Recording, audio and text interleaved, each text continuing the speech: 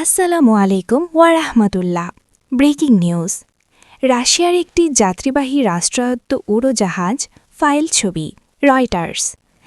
Israel থেকে গত বৃহস্পতিবার ২৪ ঘণ্টার কম সময়ে জরুরি ভিত্তিতে নিজেদের দূতাবাসের কিছু কর্মী ও তাদের পরিবারের সদস্যদের সরিয়ে নিয়েছে রাশিয়া। ইসরায়েল ও মধ্যপ্রাচ্যের আরও দু-একটি সংবাদমাধ্যম এমন খবর প্রকাশ করেছে। ইসরায়েলের চ্যানেল ১৪ বৃহস্পতিবার জানায়, এই ফ্লাইটগুলো পরিচালনা নিয়ে মস্কো এখন পর্যন্ত কোনো ব্যাখ্যা দেয়নি। বন্ধুরা, তোমাদের একটু ডিস্টার্ব করব। বন্ধুরা, তোমরা যারা আমার ভিডিও দেখো, প্লিজ বন্ধুরা, দয়া করে সবাই চ্যানেলটি লাইক, কমেন্ট, সাবস্ক্রাইব করে দিবা প্লিজ। রাশিয়া ও ইরানের সংবাদমাধ্যমের পৃথক প্রতিবেদনে বলা হয়েছে, জরুরি ভিত্তিতে এসব ফ্লাইট পরিচালনা করা হয়েছে। এতে সরকারি কর্মকর্তা এবং তাদের পরিবারের সদস্যরা ছিলেন।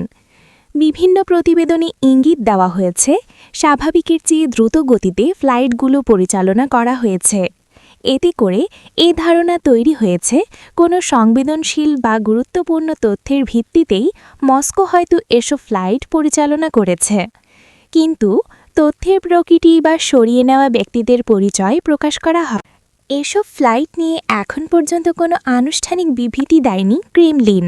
তাছাড়া এই বিষয়ে রাশিয়ার সংশ্লিষ্ট কর্তৃপক্ষ খবর প্রকাশকারী সংবাদমাধ্যমগুলোর কাছে কোনো মন্তব্য করতে রাজি হয়নি। অন্যদিকে খামেনির কঠিন সময়। রয়টার্সের প্রতিবেদনে বলা হয়, বিক্ষোভকারীদের প্রতি দ্বৈত মনোভাব দেখাচ্ছে ইরান কর্তৃপক্ষ। একদিকে তারা অর্থনৈতিক ইস্যুর বিক্ষোভকে বৈধ বলছে, অন্যদিকে বিক্ষোভ দমনে রাজপথে টিয়ার গ্যাস ব্যবহার করছে।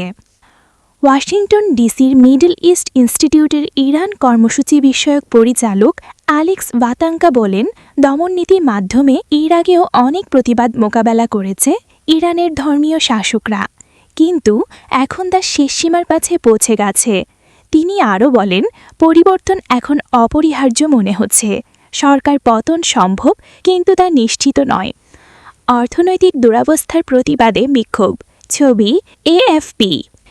১ মাস আগে গত ডিসেম্বরে ইরানি রিয়ালের দাম রেকর্ড মাত্রায় কমলে তেহরানের গ্র্যান্ড বাজারে ধর্মঘট ও বিক্ষোভ শুরু করে ব্যবসায়ীরা।